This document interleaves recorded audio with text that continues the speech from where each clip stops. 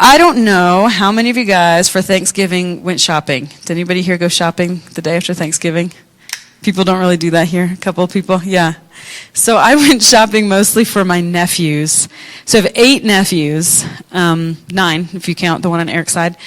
No nieces, just 8 little boys that were shopping. That I'm not buying for all of them, but a few of them that we drew their names. So I was kind of looking through it like, oh, well, I can get some of this stuff, on Black Friday. And it was astonishing how many things on that list were about superheroes. And I do find we're a little obsessed in our culture these days with superheroes. I don't know if you've noticed. In my lifetime, it has gone from like superheroes live in comic books, and maybe there's a movie or a cartoon about them or something, maybe, to now they're like on backpacks and on bed sheets and in every movie you can think of. I mean, like, Ant-Man, really? Like, how obscure do we really have to get on some of these superheroes and supervillains? Like, just keep making movies about these unbelievably obscure comic book characters that, like, we barely could make it to Superman and Batman, decades ago. It's amazing to me how obsessed we are with superheroes. And I was thinking about that this week. Why is that? Why is that? Why do we love the idea of, mutants with extra superpowers and superheroes that can do? And now sometimes I would like to be a superhero. Sometimes I forget that I am not one, and I think like, hold on, I do have to sleep. Oh, bummer, I've always been jealous of that X-Men character that didn't have to sleep ever, whatever. But then you just fill up all that time too. So I think God probably knows what he's doing. Or like you can't be in a couple places at the same time. Like it seems sometimes like it would be really awesome to be a superhero. But I think mostly our obsession with this is that we like the idea that there are people out there who will rescue folks and help folks, and that's their job to do. So if you think about it, like, help, help, help, somebody's, being robbed in an alley, which is like every scene from every superhero movie, right? Somebody's being robbed in an alley somewhere, and all of a sudden somebody shows up, Batman, somebody put the bat sign up, and here he comes. But like, have you ever thought about how lazy a society like that would actually be? Like how lazy people would become if Superman were really on the earth, just swooping around and saving people all the time? Like none of us would ever do anything. Because not only is it the superhero that has the power to do it, they also kind of have the responsibility, right? Like if you can climb up wall, if you have Spidey powers and can climb up a wall, you kind of should, like we just kind of get that idea. Like it's sort of your responsibility to do this stuff. It's not really mine so much. And I think that's sometimes why we like the idea of superheroes is that now someone has taken on the responsibility of doing those extra superhuman feats that actually God tells us are our responsibility. And God tells us we're supposed to be superheroes in some sense. That we are supposed to be the ones swooping in and helping. That we are supposed to be the ones walking around always looking and feeling out where we can be of service. Constantly asking ourselves how we can be more generous with what we have. There's a quote by a guy named John Bunyan. He wrote The Pilgrim's Progress, which is kind of a classic Christian work. And he said this. He said, "You have not lived today until you've done something for someone who can never repay you." You've not even lived today until you've done something for someone who can never repay you. So the question is, have you lived today? And maybe you say today, yeah, I did. I did something for someone they can never repay. Then I'd say, how about tomorrow? How about the next day? How about the next day? Is this a way of life, a way of a generous lifestyle where we can say, I have not even gotten up and gotten my day started until I've done something for someone else that they can never repay me for. So every religion sort of has guidelines, sort of has their rules for generosity, right? For Muslims, it's 2% alms. They're supposed to give to the poor. For every Buddhist, everybody has these rules. And there's a Jewish philosopher, Maimonides. I'm just going to take a stab at it. About 800 years ago, he drew up this golden ladder of charity. So I'm just kind of tell you kind of the way he saw this idea of charity. The first step is giving grudgingly. Okay, so if you don't give, you're not even on this ladder. Okay, so this is charity. Like you got to start with doing something. The very bottom level is I give, but I don't really want to.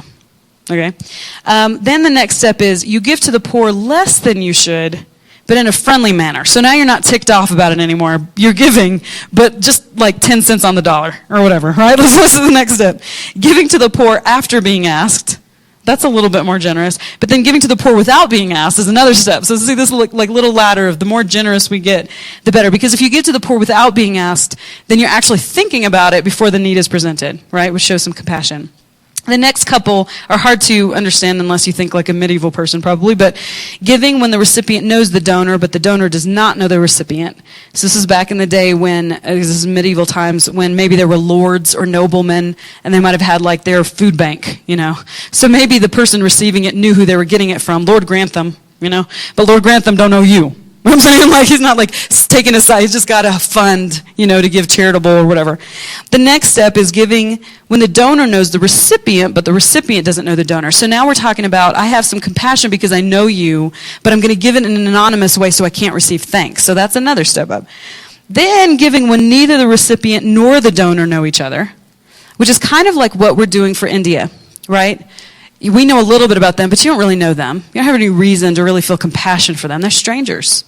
They don't know you, because if it all goes in the same offering, I'm not telling them who gave what. You know what I'm saying? Like, that's not, we can, but it's not really part of the deal. It's anonymous. There's no one saying thank you for what you're giving. This is another stage of generosity that says, I see a need, I'll give it to people that I don't know. It's not my sister-in-law anymore who's in need. Now this is someone that I don't even know that I will give to, and they'll receive from someone they don't know. But look at this. The highest degree of all is one who supports another reduced to poverty by providing a loan or entering into a partnership or finding work for him so that the poor person can become self-sufficient. That's the highest degree of charity this philosopher came up with. And why is that? Because it's not just about financial capital anymore, is it? This requires time, it requires effort. Sometimes it requires a risk of our reputation. There are times that we give people recommendations for a job and then we're like, I should not have recommended that person for that job. There's something that we take, there's risks that we take beyond just giving money. This is the highest level of charity that this guy came up with. And this is the world that God asks us to live in right here. This is the standard that God has, this very highest one that he says is the highest one of all. He says, this is the one, this is what God's generosity looks like. So some people kind of make it a habit to be a good Samaritan. You ever heard that term just thrown around? Like on the news, like a good Samaritan happened by and rescued a drowning boy at the risk of his life and then sped off before anybody could get his name for a reward or whatever. Right? It's these times when people give extravagantly or risk their own lives for someone else, and often for a stranger. Like there's no good reason that anybody who's looking out for themselves or just going about their day would ever do that. But this good Samaritan decided to do it. So the Urban Dictionary calls a good Samaritan someone who selflessly helps others. That's kind of the idea behind it. And the reason is, the place that we get all of these things is from a fictional character in one of Jesus' stories. It'd be cool if he existed, because, we'd all like to meet him. But Jesus just made him up one day when he was trying to give an example of what generosity looks like. And the Good Samaritan, is a bit of a superhero, right? If you don't believe it now, you will by the time I'm done. Because as we unpack what this story looks like and what it actually required of this person to do what he did, at the end, we usually sit back and think, wow, that's a lot of effort. That is the very highest level of charity. And that's the one that Jesus tells us to live in every day. So let's look at it. Luke 10. And we're going to kind of just stop along the way and talk about different parts of this till we get to the end. So starting with verse 25. One day, an expert in religious law stood up to test Jesus by asking him this question, "Teacher, what should I do to inherit eternal life?" Jesus replied, "What does the law of Moses say? How do you read it?" The man answered, "You must love the Lord your God with all your heart, all your soul, all your strength, and all your mind, and love your neighbor as yourself." "Right," Jesus told him, "do this and you will live." The man wanted to justify his actions, so he asked Jesus, "And who is my neighbor?" So this guy stood up to test Jesus. So this is not the smartest thing. This is not the smartest thing this guy's ever done, right? Anytime someone stands up to test Jesus, they get an earful. They usually get some parable, some story that ends up casting them not in the best light. Some sort of teaching that he's trying to give them. He was not seeking truth, or really even information. He really didn't care about the answer to the question. He was trying to trap Jesus. We see this happen again and again. He was an expert in Old Testament law. And some translations call him a lawyer, but not in the civil sense that we think. Someone who has learned how to defend the law. Okay? So this guy's response was a combination of two scriptures. Jesus says, what does the law of Moses say? How do you read it? And he responds this way. Deuteronomy 6, 4-5. Listen, O Israel, the Lord is our God, the Lord alone. And you must love the Lord your God with all your heart, all your soul, and all your strength. That's one of the places that they take this from. The next is in Leviticus 19:18. And do not seek revenge or bear a grudge against a fellow Israelite, but love your neighbor as yourself. I am the Lord. So we see this come up again and again where Jesus says, what's the most important commandment, right? And the second is like the first. All the law, they basically boil down to these two things. Love God, love everybody else. That kind of covers the gamut, right? That's pretty much what all of it is about. If you boil down all these laws, it's how do I love God and how do I love other people? Love God with all your heart and soul. So by using these two scriptures and other places, Jesus says, good job. You got it. That's right. That's basically how I would boil down the law and the prophets too. Good job. So this guy does not require more information or more teaching, right? He is not in need of more intellectual capital. He doesn't need more knowledge. He's got the knowledge down. He knows what it requires to have eternal life. What he doesn't have down is even the slightest smidge of humility in understanding that he doesn't do these things perfectly. Because really, by saying, okay, here's what the law says. Love the Lord your God with all your heart, all your soul, all your mind, and love your neighbor the same way you love yourself. So think for just a second at how I love myself pretty extravagantly. You know what I'm saying? Like, I have no problem giving myself the benefit of the doubt. I have no problem giving myself grace. I have no problem believing, oh, Leila, it was just a rough morning. But that person better not have a rough morning in my presence, you know. I mean, the way I love myself, to love other people that way, it's kind of a hard thing to do. This guy says, done, check, got it. But really, I mean, who's my neighbor? Because maybe that's the only little place you're going to get me, Jesus. And it's kind of like this super snotty attitude that comes out. In fact, the Message version says, looking for a loophole, he asked Jesus, so do you have a different definition of a neighbor? Like, where exactly are you going to get me on this? I mean, talk about snotty dude who thinks he knows everything. He is so self-justifying, so self-righteous that he doesn't really care how to love and serve God and other people. He is oblivious to his true condition, hostile to the notion that he is not already righteous. He is righteous. He believes he is. That's why he stands up to test the Messiah and comes out thinking, I'm doing pretty well. Unless you've got something else to say. I'd love to trap you on something else. Well, according to the Old Testament, enemies were not included as neighbors. Even the scripture that we read before, don't seek revenge or bear a grudge against a fellow Israelite, but love your neighbor as yourself. It's basically other Jews and the stranger in your midst. So the Old Testament talks a lot about loving and being a good neighbor to strangers who come into their midst. People like Rahab the prostitute, her whole family came in from another place. Being a good neighbor to her and her family, even though they're from afar, you know, that type of thing.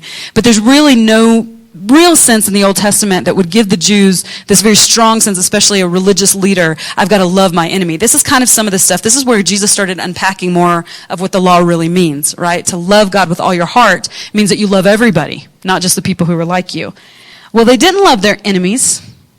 They didn't love the stranger in their midst. They didn't even love their fellow Jews. In fact, the only person that this guy probably considered his neighbor was a very, very small circle of Pharisees who believed just like him and lived just like him and talked just like him. See, how had they done this? There's a passage of Scripture. It's astonishing sometimes when we look at how the Pharisees treated lost people, right? Broken people. And you put that side by side with how Jesus treated lost and broken people.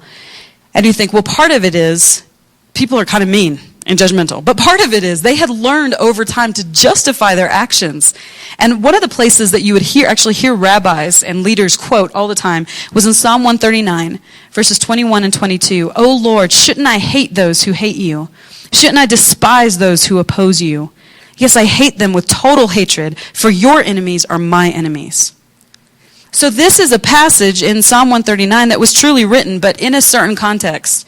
And what these leaders, religious leaders, did was they plucked it out of its context and they said, if people hate God, and that's clearly what a sinner does and is, then I hate them too.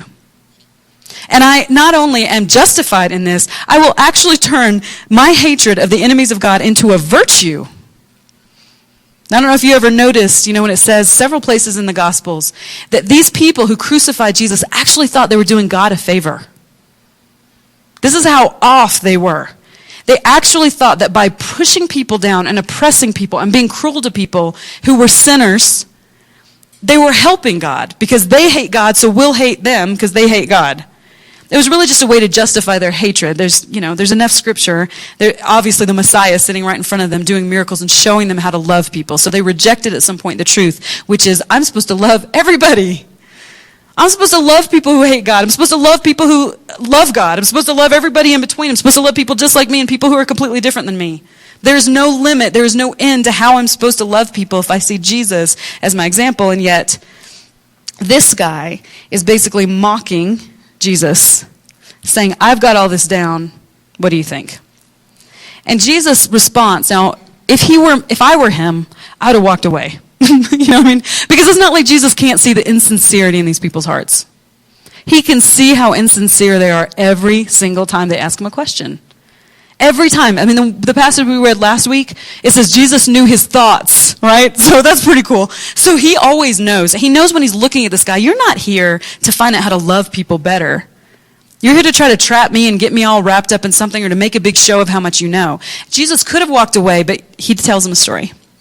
And this is an amazing thing about Jesus. It's like he always gives people one more shot to get it. He replies with a story, which is genius. So in verse 30, Jesus replied with a story. A Jewish man was traveling from Jerusalem down to Jericho, and he was attacked by bandits. They stripped him of his clothes, beat him up, and left him half dead beside the road. Okay, so a Jewish man is traveling down to Jericho. The reason they say down to Jericho is because this walk from Jerusalem to Jericho is only about 18 miles, but it's really, really dangerous. And they have about a 3,400 foot, somewhere around in there, elevation loss. So if you've ever climbed a mountain that has 3,400 feet of elevation gain and loss, I mean, in our world, we call those 14ers, or Buffalo Mountain. Basically, there are not many other ones that have that much of an elevation loss and gain. It's not 18 miles, thank goodness, but, I mean, that's a lot of elevation loss. That's like an entirely different climate from the top to the bottom. I mean, different shrubbery and trees, It's a very, very winding road to the point that I was reading up on it this week. They said bus tours still to this day hate going down that road. Did you go down that road? Were you terrified? She was in Israel this year and this summer, and I mean, just windy, I'm going to fall off the edge, like these precipices, right? I mean, this is what they say. Is that what you experienced? Yeah, the windiness. And they say there's these huge boulders all over the place that robbers found very convenient to hide behind. It was dry, it was arid, it was completely different than the way it was in Jerusalem where they had come from. Just a lot of danger. About 5 miles before they got into Jericho, they went through this area, this pass, that in Arabic the name means ascent of blood. This is how bloody this place is. Partially because the rocks are red and stuff around there, but partially just because so many people died from going through this place and having all these robbers and bandits that just camped out and hung out there and attacked people. It was like the perfect place. So it's given this name, very, very dangerous. These robbers strip this man of his clothes. They take everything he has. They beat him so badly. The Greek word here that says beat him up meant kept on beating. It's like the tense of the verb is like, it's not just like they beat him. It's like they kept beating him till he was almost dead. They leave him there. Then, by chance, a priest came along. But when he saw the man lying there, he crossed to the other side of the road and passed him by. A temple assistant walked over and looked at him lying there, but he also passed by on the other side. So first a priest comes by. Now why does Jesus use a priest as the first person? Because a priest is exactly the kind of person who should stop and help. Now Jesus never wastes words. I'm amazed with him when you start really looking at his parables and stories. He makes a point to say this was a Jewish man.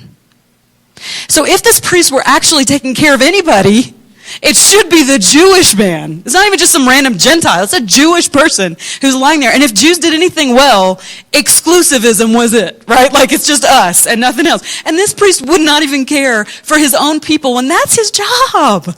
His job is to care for this man. And Jesus uses this. He doesn't just say he walks by him. He says he crossed to the other side. His point is not just that he ignores him, but that he shuns him. And there's a lot of There's a lot of ideas as to why, if he was not trying to get himself unclean because he thought the guy could be dead, or if he was in a hurry, or whatever it is. Who cares? Fictional character, again, right? So we don't know what he was thinking because he doesn't exist. But whatever reason Jesus had in mind for the reason this man crossed the other side of the road, it was not compassionate. He didn't love his fellow neighbor, and he didn't love God if he didn't love his fellow neighbor. And so here we've got an example of someone who should be very righteous and wasn't. And then we go to the temple assistant, or Levite, this whole clan of the people of Israel who were tasked with taking care of the temple, taking care of the services, taking care of the objects in the temple. The most religious people outside of the priesthood that you could find. The person who's always at church, right? The person who's always quoting scripture and always has one of those memes up that's got a scripture that always has flowers, lots of flowers, I find, on those things, and lighthouses and things like that. That person who's very, very religious, right, comes and does the same thing the priest did. Their job, their whole reason for existence practically is to help, and yet they don't. So these two men are religious, and yet they fail to meet the requirement for generosity. Even for eternal life, really. I mean, it's part of what Jesus' point is. So religion, doing the right things and not doing the wrong things, it's all kingdom-based. It's all doing, right? This is what religion is about. It's all about doing the right things and not doing the wrong things. This is not the point. He's trying to make the point. If anybody by religious were going to really do what I'm asking you to do, these two people would be it, and yet I'm specifically saying they didn't. So the first point that we learn about God's generosity from the story is that it doesn't come through religion. It never has. It never will. Religion doesn't bring us to generosity. Sometimes it can really hold us back. If we look at the story, the example of that Pharisee. So at this point in the story, we're saying, will anybody be kind to this man? Our hearts are broken for this man who's bleeding and almost dead. Is anybody going to do the right thing? Verse 33, then a despised Samaritan came along. And when he saw the man, he felt compassion for him. Okay, so stop right there. Samaritans, we talk about them all the time, but let me just drive it home what this meant. So Jesus has just indicted the whole Jewish religious system. Basically, okay, he said, nothing good here. At least it's not what it's supposed to be. Because if a priest and a Levite can walk by someone in need, clearly we've got problems. And now he comes to the most offensive part of all. He makes the Samaritan the superhero. He makes the Samaritan the hero. A Samaritan comes in, he sees the man, and he feels compassion, which is something neither of the other two had done. So these guys' ancestors had intermarried with Gentiles when the northern kingdom was exiled. This was a big, big no-no. It was a complete departure from what the Lord had told them to do. They had not done the right thing, truly, had not followed through in obedience. They had intermarried with Gentiles, and they had produced the Samaritans. The Samaritans were a symbol for all Jews of disobedience. They hated them. Hated them. They went so far as in 128 BC, Jews attacked and destroyed the Samaritan temple. This is why we see him talking to the woman at the well about, like, they had no place to worship. They had no access to God, if you think about it in the terms that they would have religiously. They are destitute, and they're hated, and the Samaritans hated the Jews. Okay? Lots of hatred going back and forth. You do not mix this. In John 8:48, the Jews are really getting at Jesus, and they say this that clinches it. We were right all along when we called you a Samaritan. This is like a curse word. They called you a Samaritan and said you were crazy and demon-possessed. The worst things you could call a Jew was a Samaritan or crazy, demon-possessed, right? So this was actually a curse word practically to them. Their worst near enemy despised. They hated them. And so this is the second point Jesus makes about God's generosity. Anyone can participate. Anybody can be used.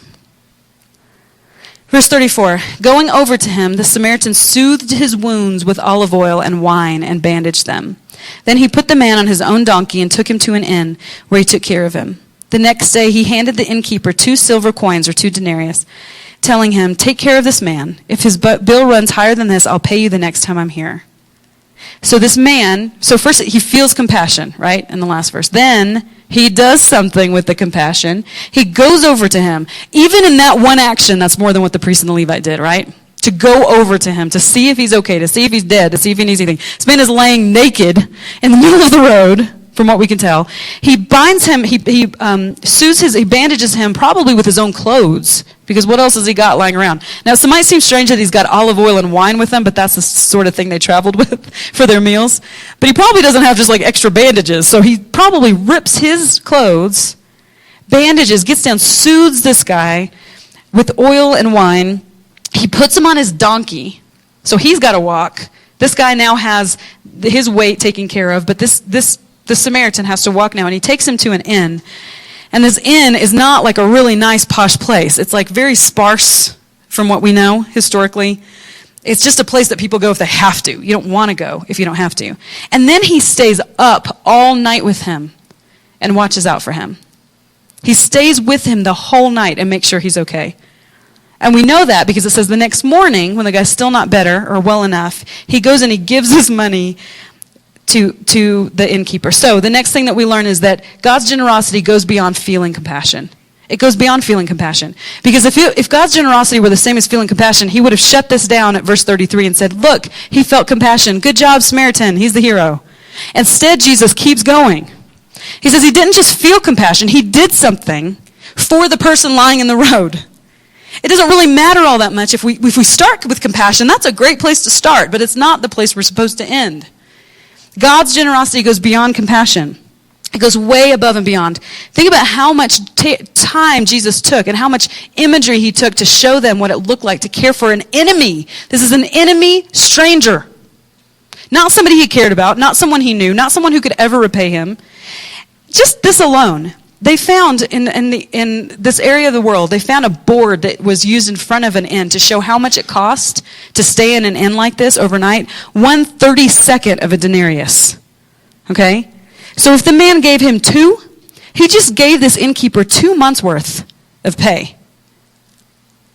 Think about that for a second. It's not like he just took care of him for a couple days. He gave him enough money for this man to stay there for 2 months, which probably took if he was dead almost, right?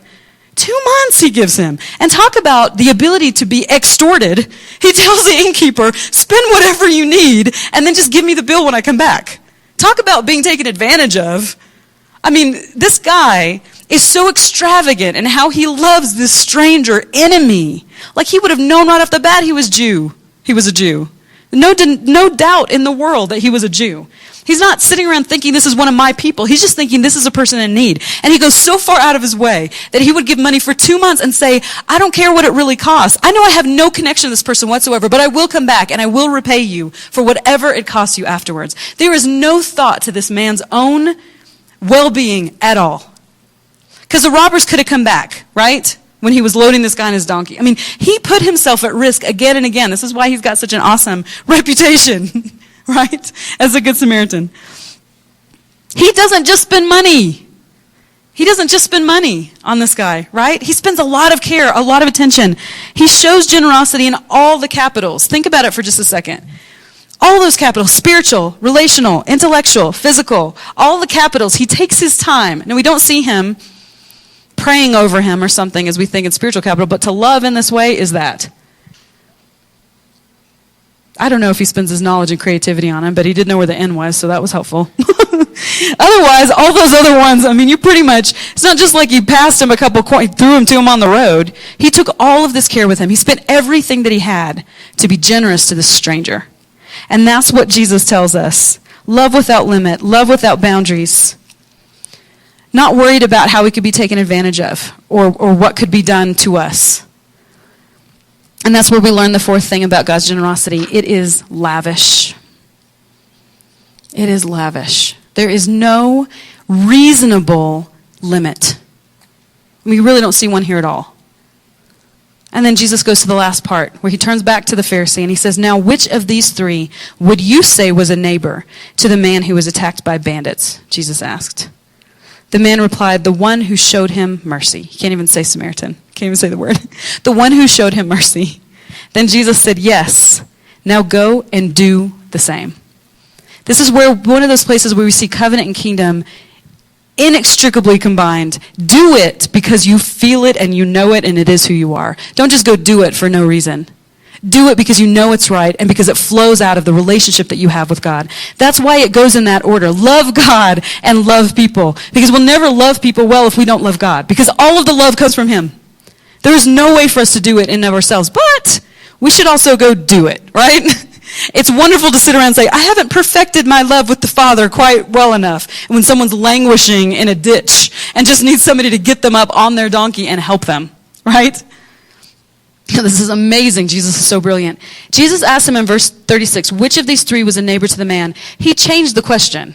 I don't know if you've ever noticed that. In the beginning, the guy says, who is my neighbor? And Jesus comes back and says, no, who was a neighbor to him?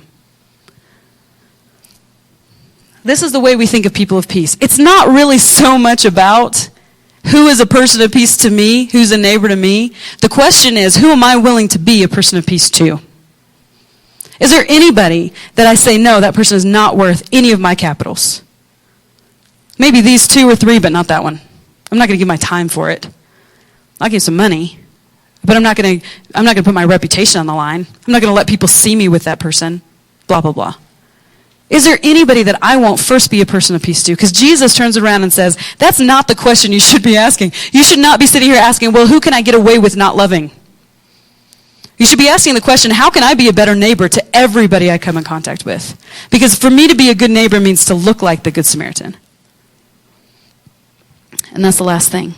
The question is always, what can I give? That is always the question. The question is always not how can this work out? How can I make? Now, this is hard for my strategic brain to understand or comprehend or just accept. That sometimes it's not about what the right thing is or the best thing is or the whatever. Sometimes it's just about, is there any more that I can give? And you say, I don't have any more to give. I am tired all the time, or I'm exhausted emotionally or whatever. Then go get some more from Jesus, right? That's the point of rest. Of rest and abiding is to be filled up so that we always have something to give. Simone de Beauvoir, I don't know if I'm saying that right, but said this, that's what I consider true generosity. You give your all, and yet you always feel as if it costs you nothing. You give your all, and yet you walk away from it thinking, that was easy. That was nothing. That's generosity. You know, this whole story, this Pharisee, it reminds me of a guy that we met a few years ago, a couple. And they were intriguing, and they were very open to spiritual conversation. They ran a business in Breckenridge. We sat down over a very long dinner, 3-4 hours, I guess, at a friend's house. And they started talking about karma and love, you know, and how you don't really need God to do any of those things. Like, they do it just fine. They'll never be Christians, but they love people. And so we were like, how? And the guy's like, well, one time I saw a handicapped guy in a wheelchair, and I helped him with his groceries and got him in the car. You know, we're like, who wouldn't do that? Like, who are you judging yourself by exactly? Like a murderer? Hitler? Like, where's the standard here? Like our standard should not be like, wow, I helped a guy in a wheelchair. Like, that is horrendous. And yet this guy is sitting here thinking he's justified, right? He's not even a believer, not a religious person, and yet the same spirit of that Pharisee, I am justified, I am righteous, because look at the good things I do. When the reality is, compared to Jesus, compared to this guy, I mean, think about how this Pharisee, this religious teacher, this teacher of the law must have felt after Jesus finished this story. He probably thought, I've never done that for a single person my whole life. And Jesus is saying, do this every day, to everybody, to stranger, not just strangers, to enemies. Give everything. Give everything. Drop everything that you have. Stop what you're doing and go and show that person love, because that's what it means to be a neighbor. It's what we learned from the superhero Samaritan. And Jesus says that's the way we're all supposed to be. There's nothing special about this guy. Really. We try to make him special in our heads. The same reason we try to make superheroes special, because it lets us off the hook, because we think we can never be like that, when the whole time Jesus is saying this is what it means to be generous. To let go of everything that we have, to open our hand up and say, this is what I had for myself, but I don't need it for myself. You need it more. And sometimes that looks like sending money around the world, and sometimes it looks like having somebody come live with you. And sometimes it looks like bringing somebody along and employing them. And sometimes it looks like sitting down and teaching someone how to study something that you know how to do, even though it's super, super frustrating and you just don't want to take the time. Generosity is to just do little things everywhere we go, to give whatever capital the Lord asks of us in that instance. And so I want you to be thinking about, we're going to put up those 5 capitals again. I just want to give you a minute, and then Keaton's you can come on up, Keaton. Just for the song that we're doing at the end, it's the same song we did before, Give Me Faith. And you know, really the kairos from this sermon, to me, should be the same one that it was when Jesus talked to the Pharisee holy crap, I can't do this, right? Like, this is out of my control. Do not have the capacity to behave like the Good Samaritan to everyone I come across all the time. That's why we need God. That's why we need him refreshing us and pouring into us and forgiving us and giving us more chances to be able to say, right now I'm thinking about myself. I can't stop thinking about myself. I'm obsessed with thinking about myself. I'm completely centered my whole life around thinking about myself. But today I'm going to choose to take some of the things that I've been given and invest them in someone else. What does that look like for me? There might be people who come to your mind as we process through this song that you already know. God is asking me to spend time with this person who's not easy to spend time with, or to give something up in my life that I don't really feel like I should have to, honestly, or whatever it is. He's going to put his finger on something probably where he wants us to be generous.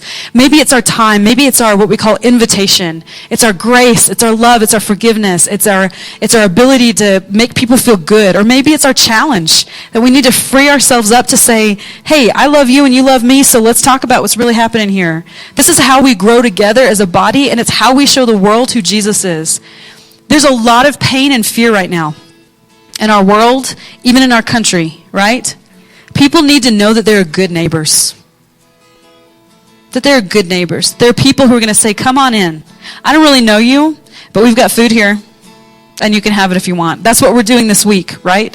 We're trying to be good neighbors to people who just arrived a few weeks ago, who know nobody but the people living right down the hall from them maybe, and their boss, who've never been in American's home, many of them, who have never had anybody take time, who've certainly never had anybody think ahead weeks ahead of time, as Eric has, and plan this whole thing out, and bake cookies all day like some of you guys have, and go out at night to say, we just wanted to tell you that we know you're here, and we want you to be here. We want to be good neighbors to you. Not for anything we can ever really receive in return, but just to show who Jesus is. So as we're just singing through the song, I'll dismiss us at the end and we'll go about our evening. But I just want to invite you, just take some time to ask the Lord what he's putting his finger on tonight.